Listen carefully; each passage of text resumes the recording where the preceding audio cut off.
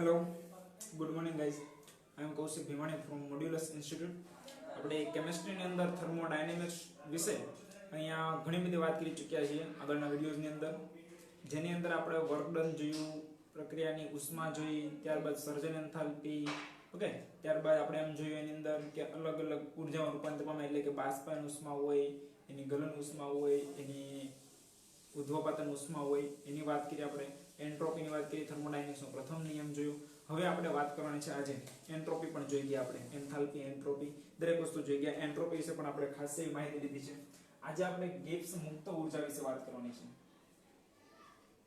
Gibbs મુક્ત ઊર્જા કે ગિબ્સની મુક્ત ઊર્જા એવું કહીએ છીએ ગિબ્સ ફ્રી એનર્જી એવું બોલીએ શું બોલીએ ગિબ્સ ફ્રી એનર્જી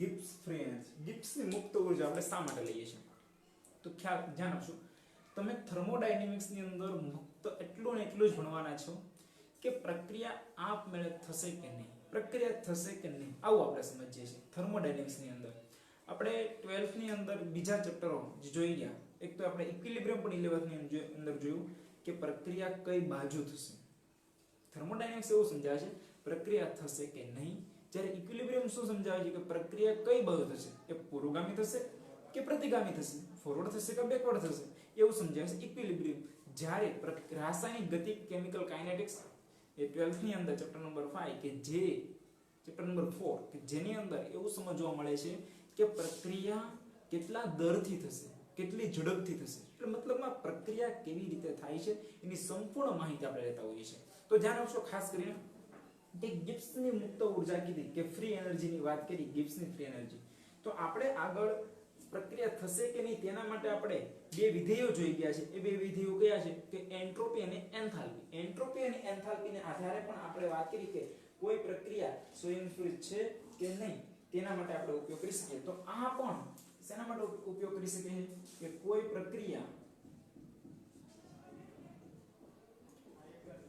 સ્વયંસ્ફુરિત થશે કે નહીં તેના માટે ગિબ્સ મુક્ત ઊર્જા ઉપયોગમાં આવશે ગિબ્સ મુક્ત ઊર્જા વપરાય છે તો કોઈ પ્રક્રિયા થશે કે નહીં આપમેળે થશે કે નહીં તેના માટે વાત કરીએ સ્વયંસ્ફુરિત એટલે શું કહીએ આપમેળે એટલે પોતાની જાતે પ્રક્રિયા થશે કે નહીં તેના માટે આપણે વાપરીએ છીએ ગિબ્સ મુક્ત ઊર્જા પણ પ્રક્રિયાની સ્વયંસ્ફુરિતતા જાણવા માટે આપણે આગળ બે વિધેય લઈ ગયા કે પ્રક્રિયાની સ્વયંસ્ફુરિતતા જાણવા આપણે એન્થાલ્પી ડેલ્ટા H અને એન્ટ્રોપી ફેરફાર ડેલ્ટા S ને વારાફરતી લેતા હોઈએ છીએ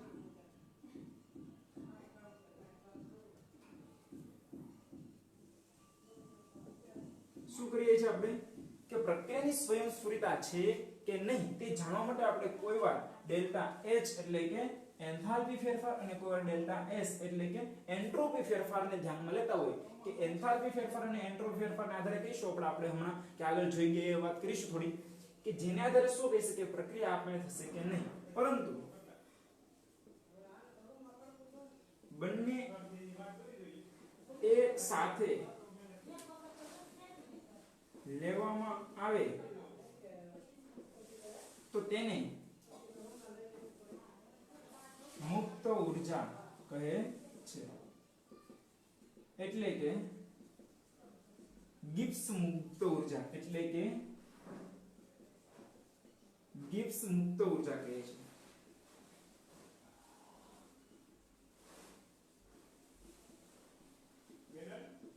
શું કીધું પ્રક્રિયાની સ્વયંસ્ફુરિતતા માટે આપણે શું કહીએ છીએ પ્રક્રિયાની સ્વયંસ્ફુરિતતા માટે આપણે ડેલ્ટા H અને ડેલ્ટા S ને વારાફરતી લેતા હોઈએ છીએ કોઈવાર આપણે લેતા હોઈએ છીએ ડેલ્ટા H એટલે કે એન્ટ્રોપી ફેરફાર અથવા કોઈવાર આપણે લેતા હોઈએ છીએ એન્થાલ્પી ફેરફાર ઓકે આ એન્થાલ્પી ફેરફાર આ એન્ટ્રોપી ફેરફાર લેતા હોઈએ છીએ તો અહીંયા બંનેને એક સાથે જો લેતા હોઈએ તો એને શું કહેવાય મુક્ત ઊર્જા અથવા તો શું કહીએ તેને ગિબ્સ મુક્ત ઊર્જા કહે છે જેને g વડે દર્શાવવામાં આવે છે ગિબ્સની મુક્ત ઊર્જાને શેના વડે દર્શાવવામાં આવે છે g વડે દર્શાવવામાં આવે છે પણ આ g નું પણ કોઈ મૂલ્ય નથી નક્કી કરી શકાતું g નું માપન કરી શકાતું નથી આપણે ગિબ્સ ઊર્જા માટે ગિબ્સની મુક્ત ઊર્જા માટે આપણે સમીકરણ જાણીએ તો g h - ts અહીંયા g એટલે શું દર્શાવે કે જે દર્શાવે છે ગિબ્સ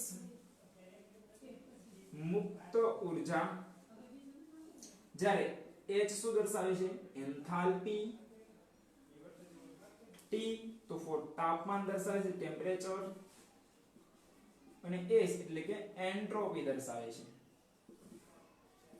પણ G નું માપન શક્ય નથી આપણને ખ્યાલ છે કે G નું માપન કોઈ મૂલ્ય નથી તો શું માપી શકાય G નું માપન નથી કરી શકાતું તો શું માપી શકાય તો ડેલ્ટા G નું માપન કરી શકાય તેમાં થતા ફેરફારનો આપણે આગળ પણ વાત કરી કે એન્ટ્રોપી અસ્તવ્યસ્તતા કીધી એન્ટ્રોપી નું પણ માપન શક્ય નથી એન્ટ્રોપી પણ માપી શકાતી નથી તો આપણે શું કર્યું કે એન્ટ્રોપીને માપી ન શકાતી હોય તો એન્ટ્રોપીના ફેરફારને તો માપી શકાય છે તો આપણે એન્ટ્રોપીના ફેરફારને ધ્યાનમાં લીધો ઓકે તો એવી રીતે અહીંયા ડેલ્ટા G નું માપન શક્ય છે એનું માપન શક્ય છે હવે વાત કરીએ આપણે એન્થાલ્પી અને એન્ટ્રોપી માટે કે એન્થાલ્પી એન્ટ્રોપી માટે આપણે કેવી રીતે ગણ્યું તો પહેલી વાત કરીએ આપણે એન્થાલ્પી માટે એન્થાલ્પી એટલે h કે જેને આપણે ડેલ્ટા h વડે દર્શાવતા ડેલ્ટા એટલે એન્થાલ્પીમાં થતો ફેરફાર જ્યારે ડેલ્ટા h નું મૂલ્ય નેગેટિવ હોય એટલે શું થયું કે ઉષ્મા ઉત્પન્ન થાય છે ઉષ્મા ક્ષેપક પ્રક્રિયા છે કેવી છે એક્ઝોથર્મિક ઉષ્મા ક્ષેપક પ્રક્રિયા હોય એક્ઝોથર્મિક રિએક્શન તો પ્રક્રિયા કેવી છે ઉષ્માક્ષેપક અને તો પ્રક્રિયા સ્વયંસ્ફુરિત થાય છે સ્વયંસ્ફુરિત એટલે કેવી કહેવાય આપમેળે પ્રક્રિયા થાય છે ડેલ્ટા h નું મૂલ્ય કેવું હોય નેગેટિવ પરંતુ આપણા માટે ડ્રોબેક કહી શકાય કે જ્યારે પ્રક્રિયા આપમેળે ન થાય તો ડેલ્ટા h નું મૂલ્ય પોઝિટિવ હોય તો ઉષ્મા શોષક પ્રક્રિયા કહેવાય તો આપમેળે થતી નથી જે વસ્તુ આપણે આગળ ભણી ગયા છે એન્થાલ્પી વિશે ત્યારબાદ બીજી વાત કરીએ એન્ટ્રોપી વિશે એન્ટ્રોપીને આપણે શેના વડે દર્શાવીએ છીએ ડેલ્ટા S વડે કે જે પણ અસ્તવ્યસ્તતાનું પ્રમાણ દર્શાવે શું દર્શાવે છે રેન્ડમનેસ એટલે કે અસ્તવ્યસ્તતા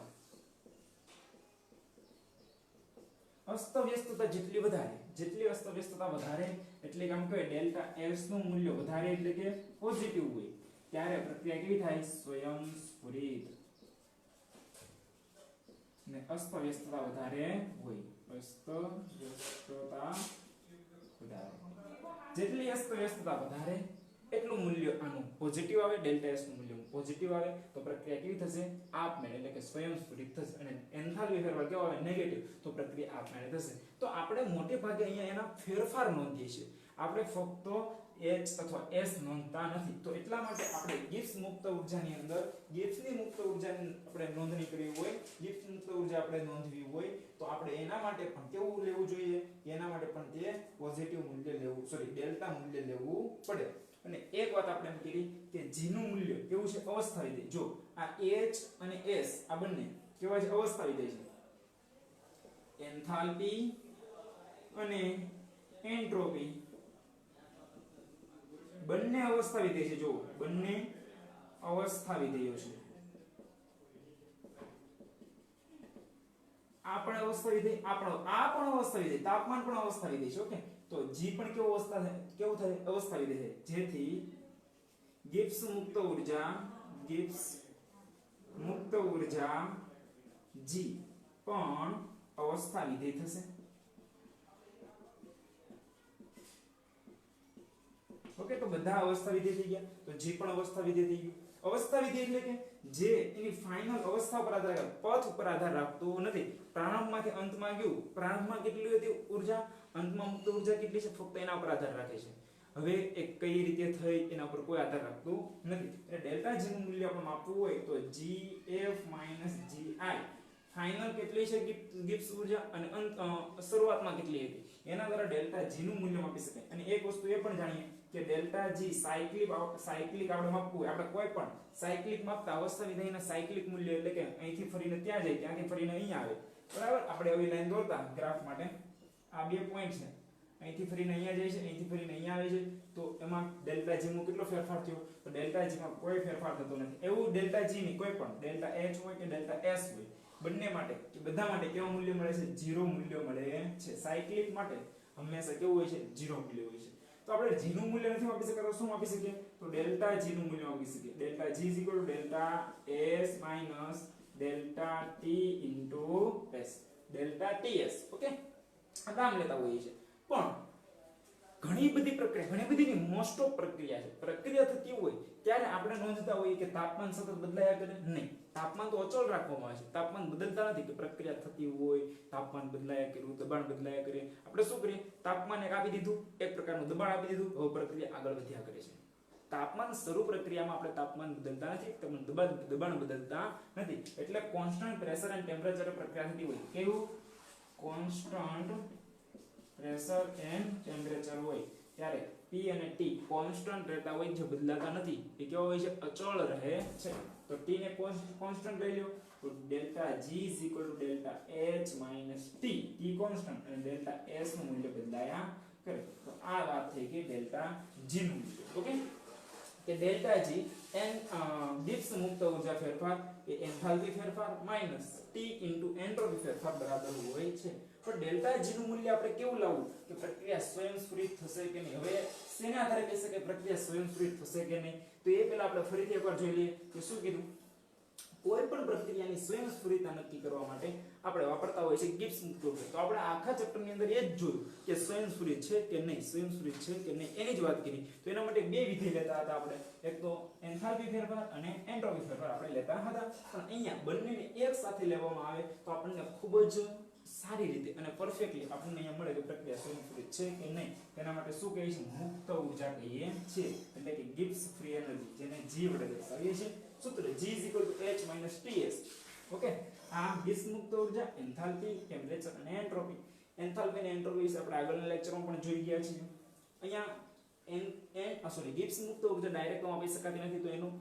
ફેરફારનું મૂલ્ય આપી શકાય તો ફેરફાર માટે delta G delta H - delta ts T ને T તો કોન્સ્ટન્ટ હોય પ્રક્રિયા દરમિયાન આ પ્રક્રિયા દરમિયાન વાત થઈ છે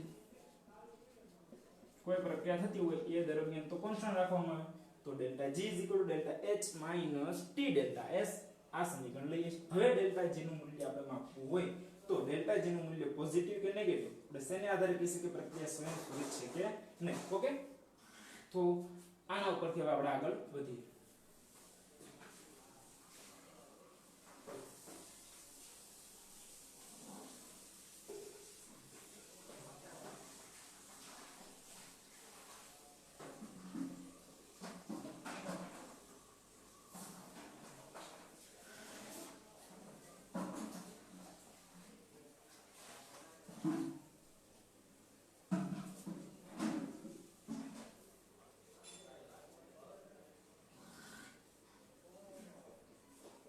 चलो डेल्टा G નું મૂલ્ય જો માઈનસ મળતું હોય નેગેટિવ મળતું ધ્યાન આપજો ડેલ્ટા G નું મૂલ્ય નેગેટિવ આપણને મળતું હોય તો જ્યારે ડેલ્ટા G નું મૂલ્ય આપણને નેગેટિવ મળે છે તો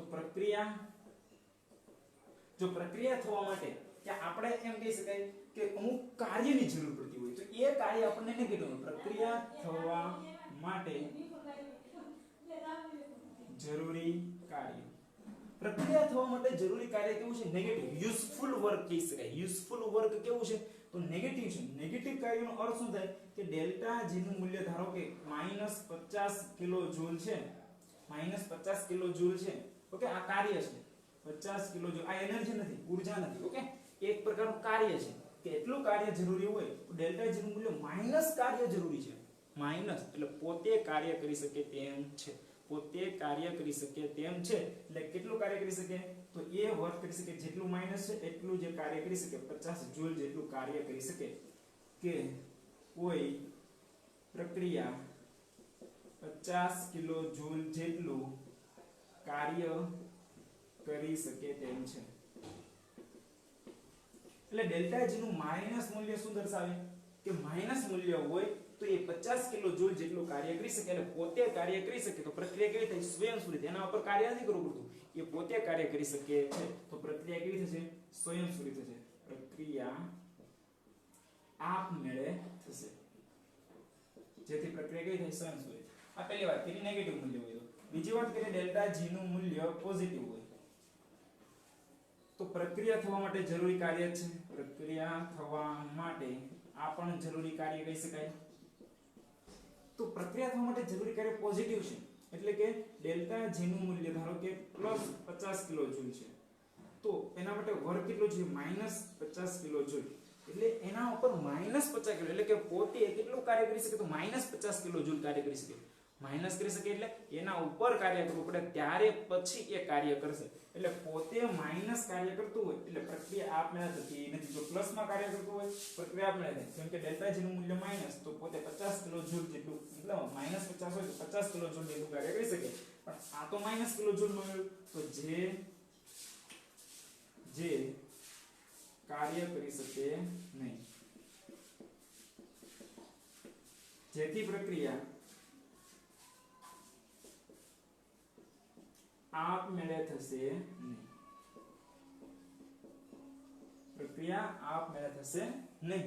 અને ત્રીજી કન્ડિશન એવી કે ડેલ્ટા જી નું મૂલ્ય 0 હોય તો પ્રક્રિયા સંતુલનમાં હોય છે. શેમાં હોય છે? પ્રક્રિયા સંતુલનમાં હોય છે.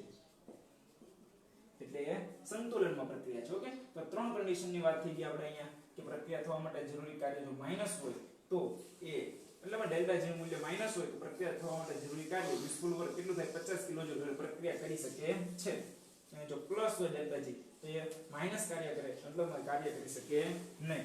ડેલ્ટા જી નું મૂલ્ય પ્લસ તો પ્રક્રિયા આપમેળે થશે નહીં. ડેલ્ટા જી નું મૂલ્ય માઈનસ તો પ્રક્રિયા આપમેળે થશે.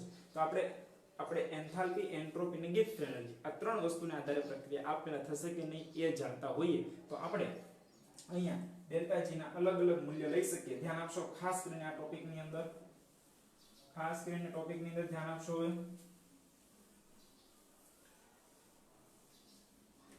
જેમ કે આપણી પાસે અહીંયા ડેલ્ટા જી નું મૂલ્ય ડેલ્ટા એચ નું મૂલ્ય છે, જે આપણી પાસે ડેલ્ટા એસ નું મૂલ્ય છે અને ડેલ્ટા જી નું મૂલ્ય છે. ડેલ્ટા જી એટલે આપણે શું કીધું કે delta G delta H T delta S. આ સૂત્ર આપણે ખાસ કરીને યાદ રાખવાનું ગિબ્સ ફ્રી એનર્જી માટે. ઓકે, હવે કન્ડિશન લઈએ પેલી કે મારે સ્પોન્ટેનિયસ કે સારામાં સારી કન્ડિશન કઈ છે પ્રક્રિયા થવા માટે? પ્રક્રિયા થવા માટે સારામાં સારી કન્ડિશન કઈ? તો પ્રક્રિયા થવા માટે સારામાં સારી કન્ડિશન કયો? તો ડેલ્ટા એચ નું મૂલ્ય કેવું હોવું જોઈએ? તો એ નેગેટિવ હોવું જોઈએ. ડેલ્ટા એચ નું મૂલ્ય કેવું હોવું જોઈએ? નેગેટિવ. ડેલ્ટા એસ એટલે કે અહીંયા ઉષ્માક્ષેપક પ્રક્રિયા હોવી જોઈએ. કેવી? ઉષ્માક્ષેપક હોય તો પ્રક્રિયા થશે. સારામાં સારી કન્ડિશન છે. ડેલ્ટા એસ નું મૂલ્ય કેવું હોવું જોઈએ? પ્લસ, કારણ કે રેન્ડમનેસ વધારે હોવી જોઈએ. જેટલી રેન્ડમનેસ વધારે એટલું કાર્ય સારું થશે. ડેલ્ટા એસ કે છે આપણે પણ કાર્ય કરવા માટે જવાબદાર છે. ડેલ્ટા એસ કે છે આપણે પણ કાર્ય કરીએ છીએ. ડેલ્ટા એચ એટલે કે એન્થાલ્પી એમ કે છે હું પણ પ્રક્રિયા કરીશ. એન્ટ્રોપી કે છે હું પણ પ્રક્રિયા કરીશ. તો મુક્ત ઊર્જા તો પ્રક્રિયા કરવાની જ છે. પણ જોઈએ કઈ રીતે. આનું મૂલ્ય કેવું થશે? પોઝિટિવ થશે. નેગેટિવ મૂલ્ય આનું પોઝિટિવ મૂલ્ય. તો ડેલ્ટા જી નું મૂલ્ય આપણે કીધું ડેલ્ટા જી નું મૂલ્ય 0 કરતા મોટું તો આપમેળે થશે નહીં. ડેલ્ટા જી નું મૂલ્ય નેગેટિવ તો આપમેળે થશે.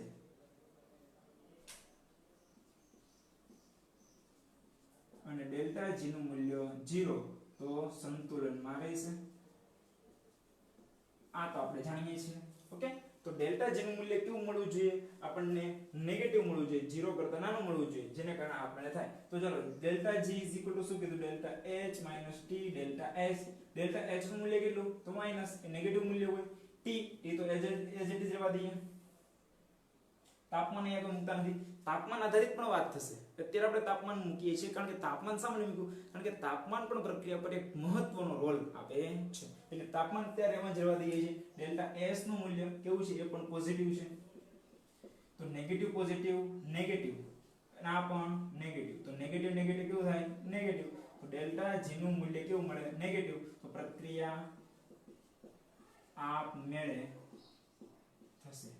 હવે બીજી વાત એ થઈ તાપમાનનો વધારો ઘટાડો કરો તો કઈ ફેરફાર થાય? તાપમાન વધારો છો ઘટાડો છો જે પણ કરો છો અહીંયા માઈનસ તો માઈનસ જ મૂલ્ય રહેવાનું છે. એટલે આમાં વધારો ઘટાડો કોઈ મહત્વનો નથી. એટલે કોઈ પણ તાપમાને લઈ લો, કોઈ પણ તાપમાને પ્રક્રિયા આપમેળે જ થશે. ક્યારે?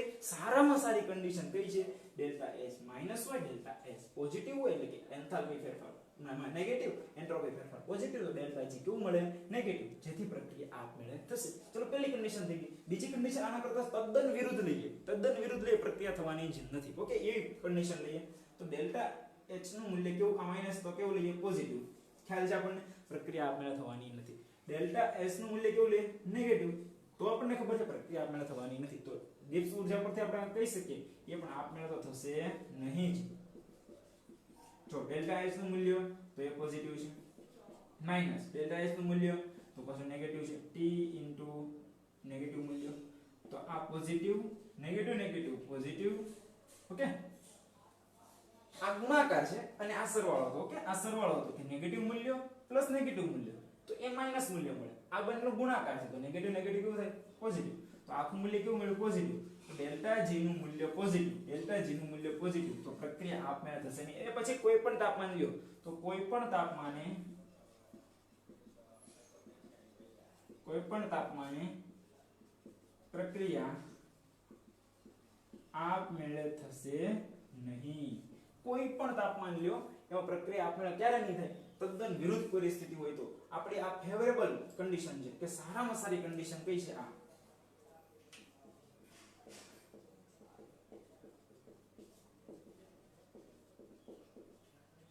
સારામાં સારી કન્ડિશન એન્થાલ્પી ફેરફાર માઈનસ ઉષ્માક્ષેપક એન્ટ્રોપી ફેરફાર પ્લસ એટલે રેન્ડમનેસ વધારે ત્યારે ડેલ્ટા જી કેવું મળે નેગેટિવ મળે તો પ્રક્રિયા કેવી થાય આપમેળે એના કરતા વિરુદ્ધ કન્ડિશન તો પ્રક્રિયા આપમેળે કદાપી થવાની નથી ઓકે હવે બીજી બે કન્ડિશન આપણે લઈ શકીએ કે જેની અંદર બંને મૂલ્ય આનો પણ માઈનસ લઈએ આનો પણ માઈનસ લઈએ ધ્યાન આપશો આમાં ખાસ કરીને નેગેટિવ મૂલ્ય એન્થાલ્પી નું છે નેગેટિવ મૂલ્ય એન્ટ્રોપી નું છે તો શું થાય તો ડેલ્ટા જી નું મૂલ્ય કેવું મળે તો delta G delta H minus T delta S delta H કેટલો છે નેગેટિવ છે તો negative minus T delta S કેવો છે તો એ પણ નેગેટિવ છે નેગેટિવ તો નેગેટિવ માઈનસ પ્લસ તો પોઝિટિવ પણ નેગેટિવ અને પોઝિટિવ મૂલ્ય મળ્યું ધ્યાન આપશો ખાસ કરીને આ નેગેટિવ મૂલ્ય મળ્યું છે આપણને અને આ આપણને મળ્યું છે પોઝિટિવ મૂલ્ય તો પ્લસ માઈનસ થાય મોટા પદની નિશાની ઓકે મોટા પદની નિશાની તો મોટું પદ આ પણ હોઈ શકે ને આ પણ હોઈ શકે કોઈ પણ હોઈ શકે ચાલો બાદબાકી તો કરીએ છીએ પણ મોટું પદ તો બેમાંથી કોઈ પણ હોઈ શકે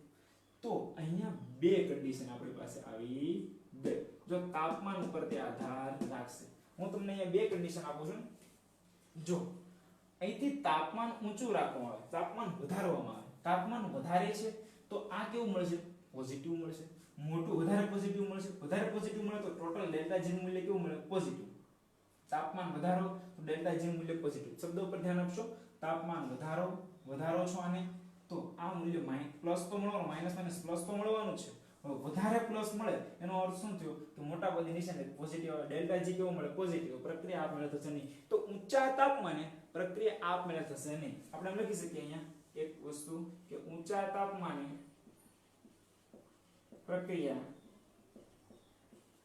આપમેળે થશે નહીં આપમેળે એટલે સ્વયંસ્ફુરિત થશે નહીં પણ નીચું તાપમાન જો આનું મૂલ્ય ઘટાડો પ્લસ તો મળશે પણ ઓછું પ્લસ મળે તો મોટું પદ આ થઈ ગયું તો નિશાની માઈનસ એટલે આપમેળે થશે તો નીચા તાપમાને કેવી થશે આપમેળે તો નીચા તાપમાને પ્રક્રિયા આપમેળે થશે તો આની અંદર ડેલ્ટા જી નું મૂલ્ય માઈનસ મળે અને આની અંદર ડેલ્ટા જી નું મૂલ્ય પ્લસ મળે એટલું તમે ધ્યાન આપશો ખાસ કરીને પોઝિટિવ મૂલ્ય મળે તો આપમેળે થશે નહીં ઊંચા તાપમાને હોય તો આ બંને એના જ છે ફક્ત ફરક ક્યાં થાય અહીંયા તાપમાન વધારો તો તાપમાન પણ એક અગત્યનો ભાગ ભજવે છે આપણે સ્પોન્ટેનિયસ રિએક્શન કરી છે સ્વયંસ્ફુરિત પ્રક્રિયા કરી છે સ્વયંસ્ફુરિત પ્રક્રિયા માટે આપણે શું કરી શકીએ તો ડેલ્ટા જી નું મૂલ્ય કેવું હોવું જોઈએ ડેલ્ટા જી નું મૂલ્ય લેસ ધેન 0 હોવું જોઈએ સ્વયંસ્ફુરિત માટે ડેલ્ટા જી કેવો હોવો જોઈએ less than 0 delta G less than 0 તો આ પણ લેસ ધેન 0 હોવું જોઈએ તો delta H minus T delta S less than 0 એ પણ 0 કરતા નાનું હોવું જોઈએ 0 કરતા નાનું હોય તો ડેલ્ટા જી નાનો થાય આને સામે લઈ જાઓ તો delta S is equal to નથી less than T delta S ચલો ટી ને કરતા બનાવો તો delta S by delta S is equal to T is equal to નહીં લેસ ધેન ટી આ બંનેનો ગુણોત્તર t T બંનેના ગુણોત્તર કરતા તાપમાન વધારે હોય, delta S by delta S નો ગુણોત્તર કરતા તાપમાન વધારે હોય તો પ્રક્રિયા કેવી થાય? સંયુક્ત. તાપમાન આના કરતા વધારે હોય એમ કીધું, એમ નથી કીધું તાપમાન વધારે હોય એવું નથી કીધું. આ બંનેના ગુણોત્તર કરતા તાપમાન વધારે હોય તો પ્રક્રિયા કેવી થાય? સંયુક્ત થાય. મતલબમાં ડેલ્ટા H કેવો હોવો જોઈએ? વધારે. ડેલ્ટા S કેવો હોવો જોઈએ? નાનો. એને કારણે આ તાપમાન કેવું મળે? પોઝિટિવ. સ્વયંસ્ફુરિત પ્રક્રિયા માટે આ કન્ડિશન છે. ઓકે. પછી આપણે કે અસ્વયંસ્ફુરિત પ્રક્રિયા હોય. અસ્વયંસ્ફુરિત પ્રક્રિયા હોય તો એના કરતા ઉલટી કન્ડિશન, તો ડેલ્ટા G નું મૂલ્ય કેવું હોય? 0 કરતા વધારે. તો અહીંયા પણ delta S - T delta S 0 કરતા વધારે, તો delta H greater than T delta S, તો delta H by delta S greater than T. તો અહીંયા બંનેના ગુણોત્તર કરતા તાપમાન કેવું હોય? ઓછું, તો અસ્વયંસ્ફુરિત. બંનેના ગુણોત્તર કરતા તાપમાન વધારે તો સ્વયંસ્ફુરિત. અથવા ટૂંકમાં યાદ રાખીએ, ઊંચા તાપમાને પ્રક્રિયા કેવી થાય? આપમેળે થશે નહીં. યાદ રાખવાની કોઈ જરૂર નથી, ફક્ત આની અંદર કિંમત મૂકો છો. ડેલ્ટા S નેગેટિવ મૂકો, ડેલ્ટા S નેગેટિવ મૂકો, નેગેટિવ નેગેટિવ પોઝિટિવ થાય. તાપમાન જેટલું ઊંચું તો આ એટલું પ્લસ મૂલ્ય પ્લસ નું, તો ડેલ્ટા G કેવું મળે? પોઝિટિવ. તો ઊંચા તાપમાને પ્રક્રિયા તો કેવી થાય? આપમેળે થાય નહીં, કારણ કે G કેવું મળે છે? 0 કરતા મોટો. ડેલ્ટા G નું મૂલ્ય નેગેટિવ ક્યારે આવે? જ્યારે T બહુ નાનો હોય. આ નાનું હોય તો પોઝિટિવ મૂલ્ય કેવું મળે? નીચું મળે. તો નેગેટિવ ડેલ્ટા G નેગેટિવ, તો કે તાપમાન કેવું લીધું? નીચું. તો નીચા તાપમાને પ્રક્રિયા આપમેળે થશે ડેલ્ટા G મૂલ્ય નેગેટિવ હોય એટલે આ પણ આપણે જોઈ શકીએ. ઓકે. આ બીજી બે કન્ડિશન આની અંદર આવી ગઈ. હજી બીજી બે કન્ડિશન આપણે લઈ શકીએ કે આ બંને નેગેટિવ લીધા, બંને પોઝિટિવ લઈએ તો આ પણ પોઝિટિવ, આ પણ પોઝિટિવ. ચાલો, delta G is equal to delta H minus T delta S. ચાલો, delta H નું મૂલ્ય positive minus T delta S, તો T into આ પોઝિટિવ, તો આ તો પોઝિટિવ પણ પ્લસ માઈનસ માઈનસ એટલે કે નેગેટિવ. તો કેવું થયું? ઉલટું થયું. જો આના કરતા અહીંયા તાપમાન કેવું લઈએ? અહીંયા તાપમાન ઊંચું લઈએ તો માઈનસ નું મૂલ્ય વધારે મળે. તો અહીંયા જો આના જેમ ડેલ્ટા G નું મૂલ્ય આ કેવું મળે? માઈનસ. તો ડેલ્ટા G નું મૂલ્ય માઈનસ ક્યારે મળે? તો ઊંચા તાપમાન. તો ડેલ્ટા G માઈનસ હોય પ્રક્રિયા આપમેળે થાય. તો વધારે સારી રીતે આપણે સમજી શકીએ છીએ આ બધાના મૂલ્ય ઉપરથી ડેલ્ટા G ને. અને ડેલ્ટા G નું મૂલ્ય પોઝિટિવ હોય ત્યારે T નું મૂલ્ય કેવું હોય? નીચું. નીચું મૂલ્ય તો માઈનસ નું મૂલ્ય નીચું. નીચું હોય તો આ પોઝિટિવ વધારે થઈ ગયું, તો આ પોઝિટિવ મળે. તો નીચું તાપમાન હોય ત્યારે પોઝિટિવ મળે. તો નીચા તાપમાને પ્રક્રિયા આપમેળે થશે નહીં. હવે આ બધી વસ્તુ તમારે યાદ રાખવી એવું નથી કહેતો હું, તમે ફક્ત યાદ રાખો આટલું જ યાદ રાખો. આ બીજી બધી વસ્તુ યાદ રાખવાની જરૂર નથી તમારે. ફક્ત આટલું યાદ રાખો કે ડેલ્ટા G નું મૂલ્ય 0 કરતા મોટું હોય તો પ્રક્રિયા આપણે થતી નથી, ને 0 કરતા નાનું હોય તો પ્રક્રિયા આપણે થાય, ને 0 હોય તો પ્રક્રિયા સંતુલન હોય છે. આટલું ફક્ત યાદ રાખો, જેનાથી તમને સરળતા રહેશે કોઈ પણ સમ અથવા ન્યુમેરિકલ્સ અથવા તો MCQ સોલ્વ કરવા માટે. ઓકે. ચાલો આપણે જોઈએ કે એક ન્યુમેરિકલ્સ છે આપણી પાસે, MCQ ટાઈપ છે.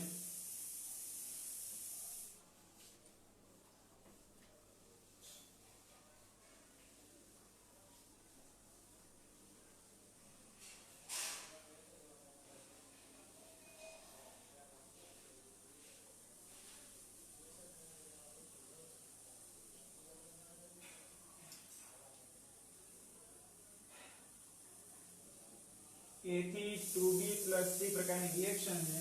ડેલ્ટા S નું મૂલ્ય +30 કિલોજૂલ પર મોલ છે,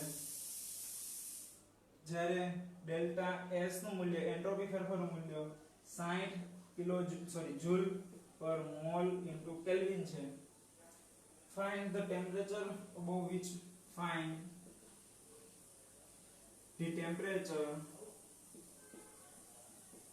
above which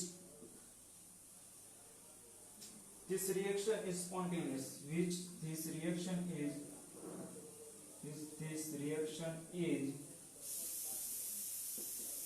spontaneous. ચલો, કયા તાપમાને પ્રક્રિયા આપમેળે થશે? Find the temperature above which. કયા તાપમાન કરતા વધારે પ્રક્રિયા આપમેળે થશે એવું આપણે નક્કી કરવાનું છે. શું કીધું? બે વસ્તુ આપણને આપી છે, ડેલ્ટા H અને ડેલ્ટા S. પ્રક્રિયા સ્પોન્ટેનિયસ કીધી. સ્પોન્ટેનિયસ આ બંને વચ્ચેનો સંબંધ આપણે જાણીએ છીએ delta G. Delta G = delta H - T delta S. ચાલો, આપણે એક વસ્તુ જાણીએ છીએ આ તો આપણે સ્પોન્ટેનિયસ માટે શું કહી શકીએ ડેલ્ટા જી નું મૂલ્ય કેવું હોવું જોઈએ કે જેનું મૂલ્ય નેગેટિવ હોવું જોઈએ ડેલ્ટા જી નું મૂલ્ય કેવું હોવું જોઈએ ડેલ્ટા જી નું મૂલ્ય નેગેટિવ હોવું જોઈએ 0 કરતા નાનું હોવું જોઈએ એટલે delta h t delta h પણ કેવું હોવું જોઈએ એ પણ હોવું જોઈએ આપણી પાસે નેગેટિવ એનું મૂલ્ય પણ નેગેટિવ હોવું જોઈએ ઓકે તો કયા તાપમાને તો તાપમાનને કરતા બનાવી દો જો શું કીધું ડેલ્ટા જી નું મૂલ્ય કેવું હોવું જોઈએ નેગેટિવ તો આનું મૂલ્ય પણ નેગેટિવ હોવું જોઈએ એનું મૂલ્ય નેગેટિવ ક્યારે થાય તો t ને કરતા બનાવો ત્યારે નેગેટિવ થઈ જાય તો t ને કરતા બનાવો તો delta s h is equal sorry less than t delta s તો t ને કરતા બનાવો તો delta h by delta s less than t okay less than થશે કે 0 એનું મૂલ્ય નેગેટિવ હોય તો જ આપણે કહી શકીએ તો t ડેલ્ટા s સામેથી okay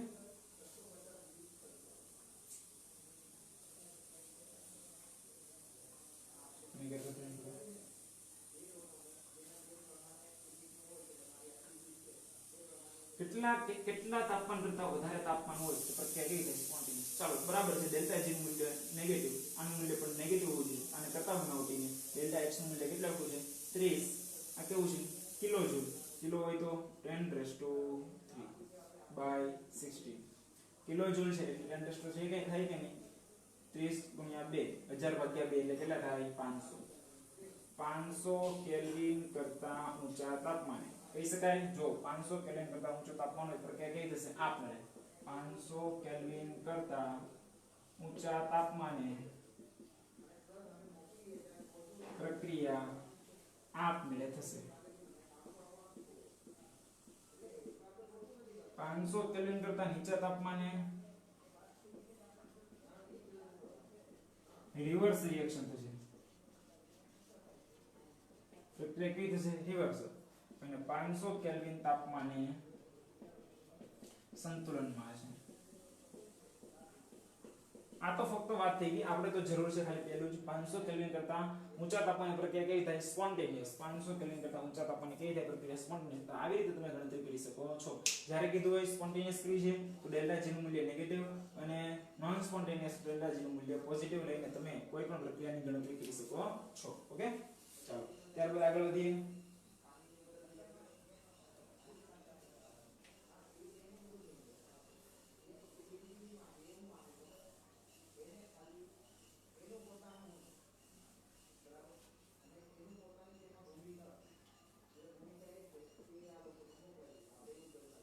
for the reaction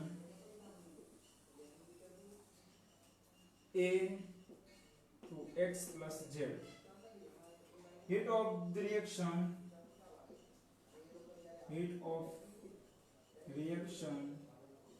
is exothermic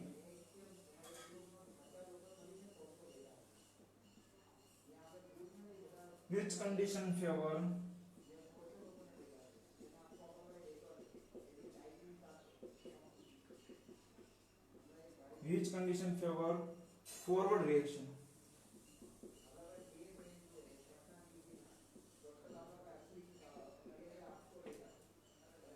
options are what high temperature low temperature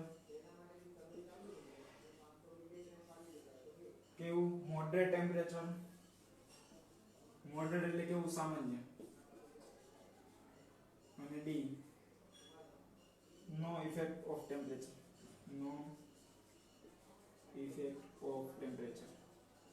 ધ્યાન આપો ચાલો for the reaction આ reaction એક આપી છે a gives x plus z heat of reaction is exothermic આપણી આ પ્રક્રિયા કેવી છે exothermic એટલે ઉષ્માક્ષેપક પ્રક્રિયા છે which condition favor forward reaction હવે forward reaction ક્યારે થાય તાપમાનમાં શું કરવામાં આવે તો પ્રક્રિયા કેવી થાય forward એટલે કે પુરોગામી ઓકે આપણે જાણીએ છીએ કે એક્ઝોથર્મિક આ ખાસ નોંધવાનું કે ઉષ્માક્ષેપક પ્રક્રિયા હોય એના માટે ઉષ્માક્ષેપક પ્રક્રિયા હોય તો એના માટે તમે તાપમાનમાં વધારો કરો તો ફાયદો બનશે કે તાપમાનમાં ઘટાડો કરો તો ફાયદો બનશે ઉષ્માક્ષેપક પ્રક્રિયા છે એને ક્યારે લઈ જવાની છે ફોરવર્ડ લઈ જવાની છે તો ઉષ્માક્ષેપક પ્રક્રિયા તમે શું કરો, તાપમાન વધારો તો પ્રક્રિયા વધારે આગળ વધશે, કે તાપમાન ઘટાડો તો પ્રક્રિયા આગળ વધશે.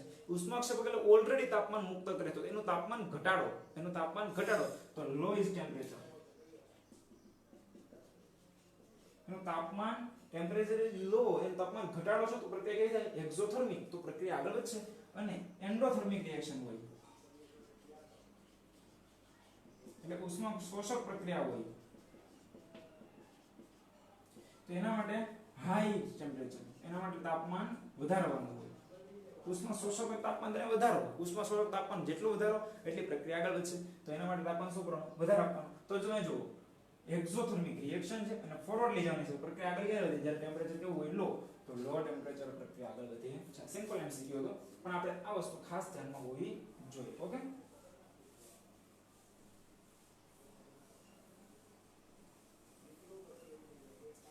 ત્યારબાદ સરસ એમસીક્યુ છે આપણી પાસે એક કપલિંગ રિએક્શન. ઘણી કપલિંગ રિએક્શન પૂછાય છે. કપલિંગ રિએક્શન એટલે બે રિએક્શનનો તમે સરવાળો કરો. કપલિંગ રિએક્શન એટલે બે રિએક્શનનો સરવાળો કરો. આપણે ઘણી રિએક્શન ઇક્વિલિબ્રિયમ ની અંદર જોઈ ગયા છે. આવી કપલિંગ રિએક્શન અહીંયા પણ હોય છે. જેમ કે આપણી પાસે એક રિએક્શન છે A થી B, જેનો ડેલ્ટા G નું મૂલ્ય -100 કિલોજૂલ પર મોલ છે, અને બીજી રિએક્શન છે C થી D, એનું ડેલ્ટા G નું મૂલ્ય +80 કિલોજૂલ પર મોલ છે.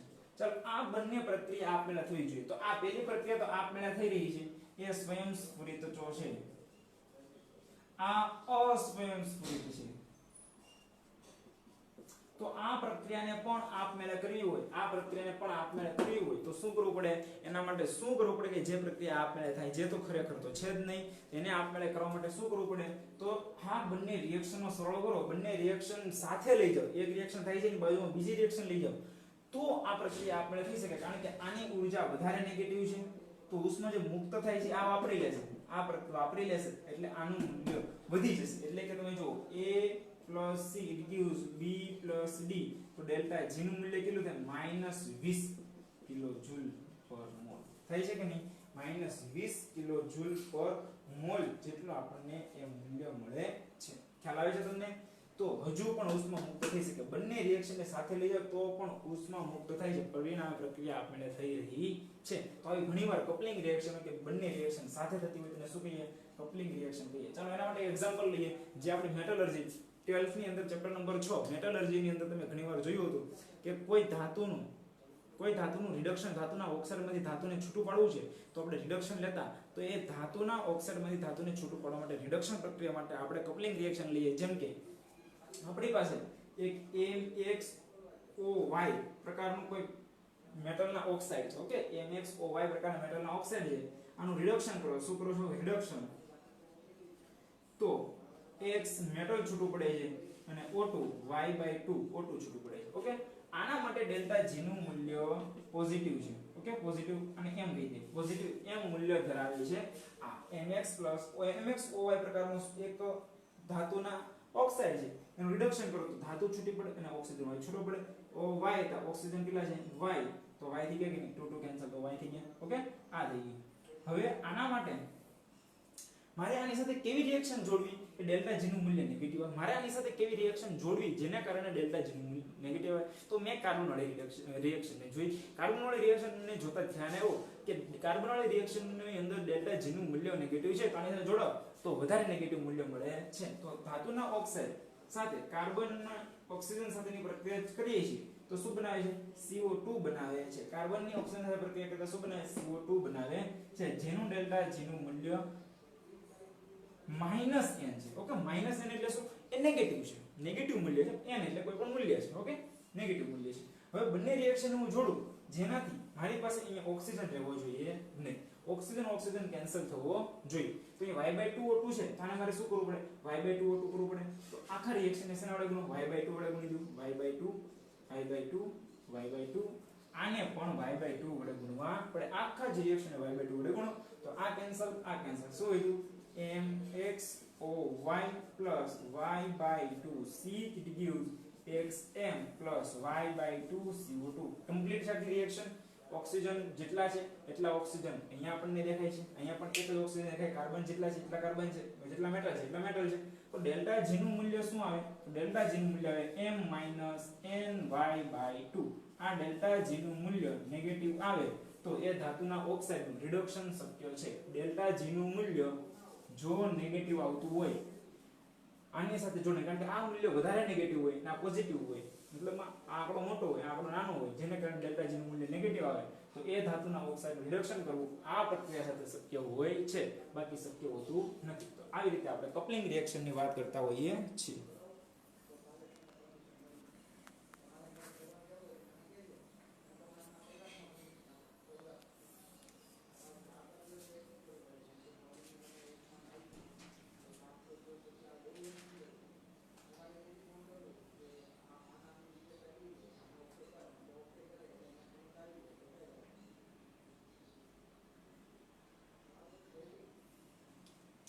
છેલ્લે ટોપિક જોઈ લઈએ, અહીંયા આપણું કમ્પ્લીટ થાય.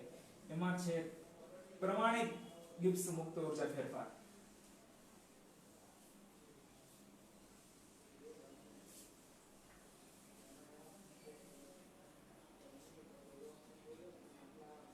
પ્રમાણિત ગિબ્સ મુક્ત ઊર્જા ફેરફાર. તો પ્રમાણિત કીધું એનો અર્થ શું થાય? પ્રમાણિત એટલે આપણે ઘણી વાર ડેલ્ટા G નું મૂલ્ય અહીંયા જે માપીએ છીએ એ બીજી કોઈ જગ્યાએ કોઈ પણ બીજા દેશમાં માપવામાં આવે તો ઘણીવાર અલગ અલગ મળે, કારણ કે બંને કન્ડિશન અલગ લીધી હોય. કારણ કે આપણું તાપમાન અલગ હોય, બીજા દેશમાં કોઈ તાપમાન અલગ હોય, તાપમાન બદલવામાં આવતું હોય, દબાણ બદલવામાં આવતું હોય, જેને કારણે ડેલ્ટા G નું મૂલ્ય અલગ અલગ મળે. જેમ કે મારું +5 આવે ત્યાં -10 આવે તો એને સ્વયંસ્ફુરિત થાય, મારે સ્વયંસ્ફુરિત થતી નથી. તો મારે એનું પ્રમાણિત મૂલ્ય લઈ લેવું પડે કે તાપમાન કમ્પ્લીટ તાપમાન 298 કેલ્વિન અને પ્રેશર 1 એટમોસ્ફિયર, જેને પ્રમાણિત કહેવાય. તો જેને ડેલ્ટા G નોટ વડે દર્શાવીએ એટલે એનો અર્થ થઈ ગયો પ્રમાણિત. 298 કેલ્વિન તાપમાન થઈ ગયું, એનો અર્થ શું થઈ ગયો? નોટનો આ નોટ દર્શાવવાનો અર્થ શું થઈ ગયો? પ્રમાણિત થઈ ગયું. તો એના માટે ડેલ્ટા H પણ નોટ હોય અને ડેલ્ટા S પણ નોટ હોય. આ બંને પણ કેવા હોય? પ્રમાણિત, કે બંને માપવામાં આવ્યા હોય એ તાપમાન પણ કેવું હોય? 298 કેલ્વિન તાપમાન હોય છે, ત્યારે આપણે એને પ્રમાણિત લઈ શકીએ છીએ. ઓકે, તો કોઈ પણ રિએક્શન માટે આપણે ડેલ્ટા G આ બધું રિએક્શન માટે કહી શકાય, આખી રિએક્શન માટે. તો ડેલ્ટા G નોટ રિએક્શન માટે માપવું હોય તો delta G naught of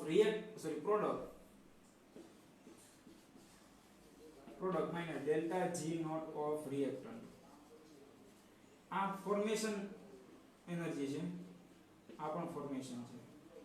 okay, બંનેના ફોર્મેશન લો, પ્રોડક્ટમાંથી રિએક્ટન્ટના બાદ કરો, જેનાથી તમને મળી આવે છે અહીંયા તમને પ્રમાણિત રિએક્શનની જે ગિબ્સ મુક્ત ઊર્જા મળી આવે છે.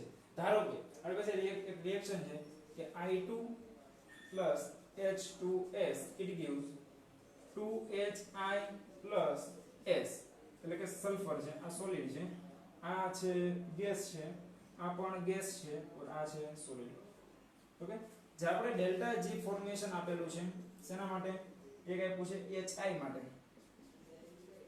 એનું મૂલ્ય છે 1.8 કિલોજૂલ પર મોલ, અને ડેલ્ટા G ફોર્મેશન H2S માટે આપેલું છે 30 કિલોજૂલ પર મોલ.